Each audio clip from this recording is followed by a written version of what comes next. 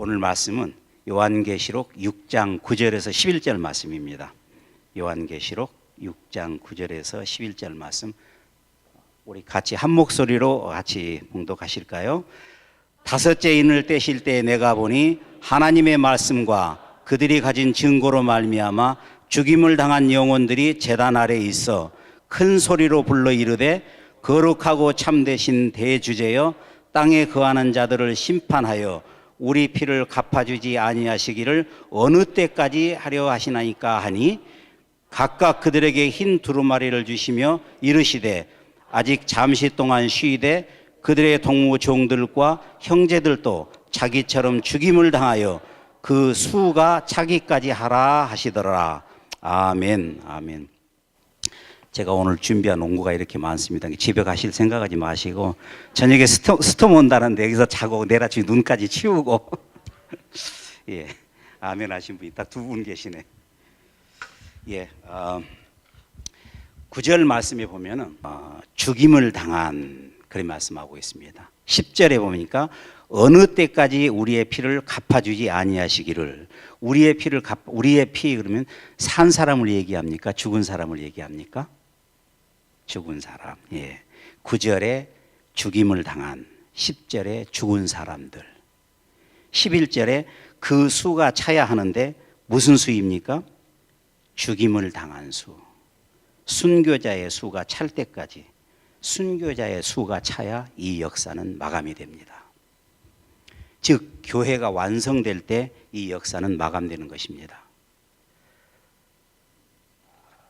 계시록 6장에서 18장까지는 지상의 환난과 세상의 멸망에 대해서 말씀하고 있습니다.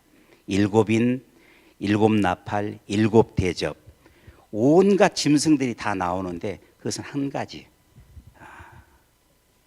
역사는 환난이다. 역사는 환난이다. 이 땅의 삶 자체가 환난입니다. 고통, 고난, 어려움 등등 환난이. 인간 역사의 본질 자체가 환난이죠. 왜 환난인가? 하나님께서 우리 생명을 연단하기 위해서 그렇습니다. 인생은 환난이요 고난입니다. 한 왕이 신하들에게 인생이 도대체 무엇인지 한번 글로 써서 가져와 봐라 그랬더니 자그마치 5수레의 분량을 써가지고 왔어요. 왕이 언제 이걸 5수레를 내가 다 읽느냐, 줄여봐라 그랬더니 한 수레로 줄여왔어요. 내가 짐이 이렇게 바쁜데 언제 이 한 수레 되는 분량을 다 읽고 있겠는, 더 줄여봐라 그랬더니 12권으로 줄여왔어요. 그것도 많다, 줄여봐, 6권으로 줄여왔어요. 그러니까 신하가 왕에게 말하기를, 임금님, 줄이면 한 자로밖에 줄일 수밖에 없습니다. 그것은 바로 고입니다. 고난할 때 고.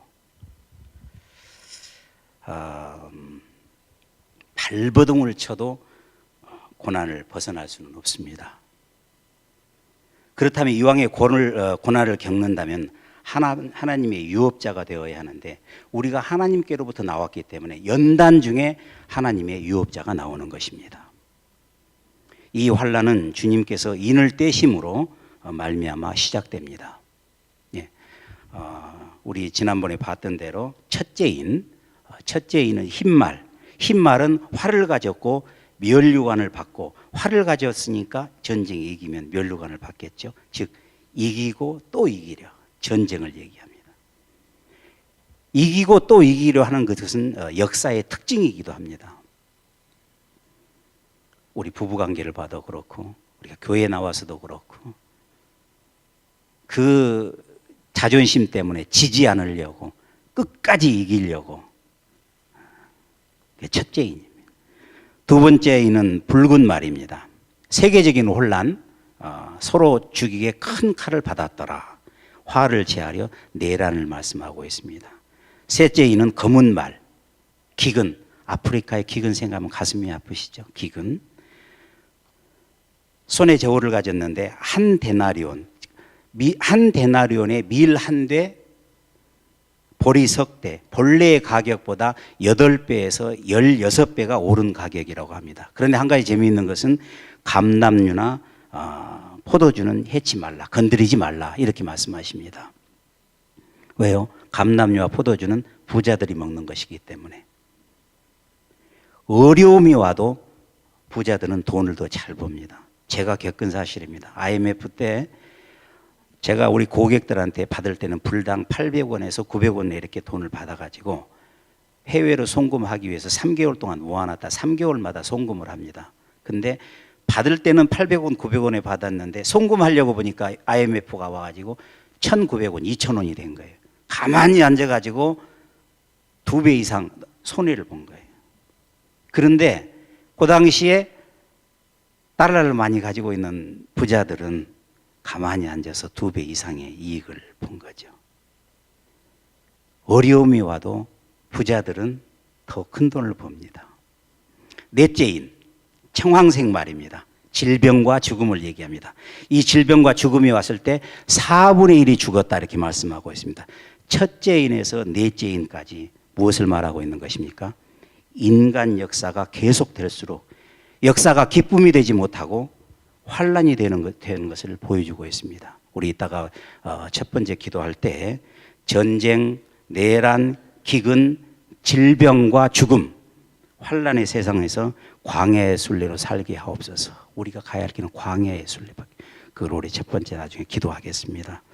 다섯 번째인 성도들, 순교자들의 호소가 나오고 있습니다.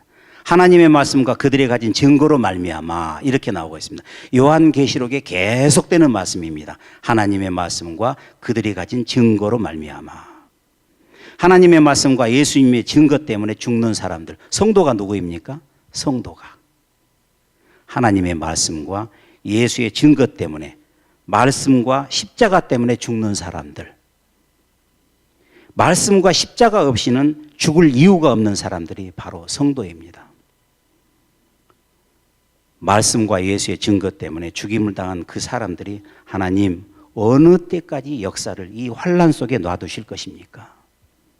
어느 때까지 역사를 이 모양으로 진행할 것입니까? 그랬더니 하나님의 대답이 아직 잠시 동안 안식하라. 언제까지요? 그 수가 차기까지. 수는 물질적인 수가 아니라는 것은 우리 하나님께 성도님들은 다 아십니다. 영적인 의미가 들어있죠. 교회가 완성되는 것.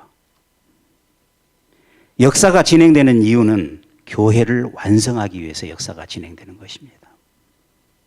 교회가 조직이나 건물이나 사람 수가 아니라 유업자를 완성하는 그 교회.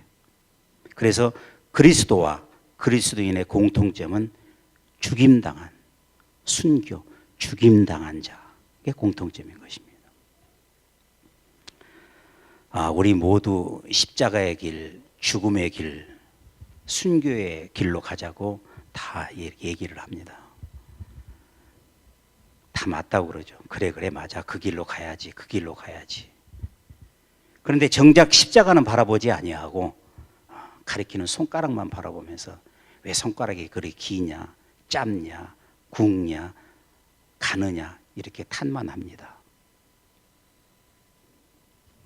한 번뿐인 인생입니다. 짧은 인생입니다. 저는 이제 16살인데 여러분들은 저보다 더 많으시잖아요. 형광등이신 분도 있고요. 광야의 순례로 조건을 만드는 그 인간 게임이 아니라 새로운 존재 방식, 존재와 삶의 중심 가치를 세우는 길로 일찍 죽임당한 어린 양, 순교의 삶으로 살아가시기를 주님의 이름으로 축원합니다. 여섯 번째에는 천재지변을 말하고 있습니다. 6장 17절에 보니까 그들의 진노에 큰 날이 이르렀더니 누가 능히 서리오 하더라. 이제는 권세자들까지 부르짖습니다. 세 번째 인에서 부자들은 다 괜찮았잖아요. 부자들은. 그런데 여섯째 인에서는 모든 것의 끝입니다. 15절에 보니까 임금, 왕족, 장군, 부자, 강한 자들, 모든 종과 자유자들까지 부르짖습니다. 15절에서 17절 말씀 보니까 전체 파괴가 들어옵니다. 그런데 일곱째 인에서 끝나야 되는데 첫째 삽경이 들어오고 일곱째에는 침묵이 8장 1절에 보니까 일곱째 인을 떼실 때 하늘이 반 시간쯤 고요하더니 반 시간 동안의 침묵, 관심의 집중, 침묵이죠. 계시록 6장에서 18장까지는 지상의 환난과 세상의 멸망에 대해서 말씀하고 있습니다. 우리에게 생명을 향하는 걸림돌이 무엇일까요? 우리에게 광야 순례의 걸림돌이 무엇일까요? 두려움과 거짓말입니다. 계시록 21장 8절에서는 알파의 오메가인 그 두려움과 거짓, 바로 마귀가 속인 것입니다. 마귀가 속인. 한 아이가 새벽 2시경에 이렇게 집에 들어왔는데 2층으로 이렇게 살며시 올라가는 소리에 아버지가 지금 몇 시냐 이렇게 묻습니다.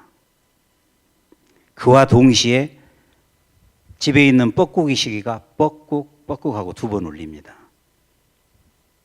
그러니까 이 아이가 있다가 순간적으로 기지를 발휘해서 뻐꾹 소리를 10번을 냅니다.